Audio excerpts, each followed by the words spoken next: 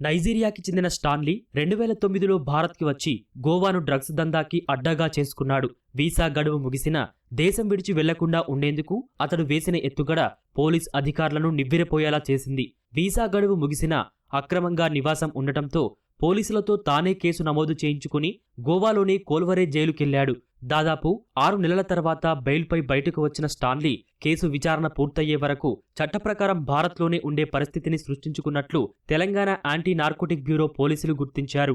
ఇక్కడితో ఆగకుండా దేశం దాటకుండా ఉండేందుకు రాజస్థాన్కి చెందిన ఉషా చండేల్ అనే మహిళని వివాహం చేసుకున్నాడు. డీజే స్వదేశ్, వికాస్, దివాకర్ బాబూసో వంటి స్థానిక డ్రగ్ సరఫరాదారులతో సంబంధాలు ఏర్పాటు చేసుకుని గోవా, హైదరాబాద్లో దందాను విస్తరించినట్లు టీజీ ఏఎస్బీ దర్యాప్తులో తేలింది. మాదక ద్రవ్యాల రవాణా కాదు, వీసా, సిమ్ కార్డుల కోసం నకిలీ పత్రాలు సృష్టించడం వారి దందాలో సాధారణమైపోయింది. మెట్రో నగరాల్లో మారుపేర్లతో చలామణి అవుతూ తప్పుడు పత్రాలతో పొందిన సిమ్ కార్డులు సామాజిక మాధ్యమంలో ఖాతాల ద్వారా కస్టమర్లతో సంప్రదింపులు జరుపుతున్నారు. వీసా గడువు ముగిసినా ఇక్కడే కొనసాగేందుకు కావాలనే చిన్నపాటి కేసుల్లో ఇరుక్కోవడం వారి కుయుక్తుల్లో భాగమని దర్యాప్తులో వెల్లడైంది. ఒకసారి కేసు నమోదైతే విచారణ పూర్తయ్యే వరకు లేదా శిక్షాకాలం ముగిసే వరకు వారిని డీపోర్టు చేయడం కష్టమవుతుంది.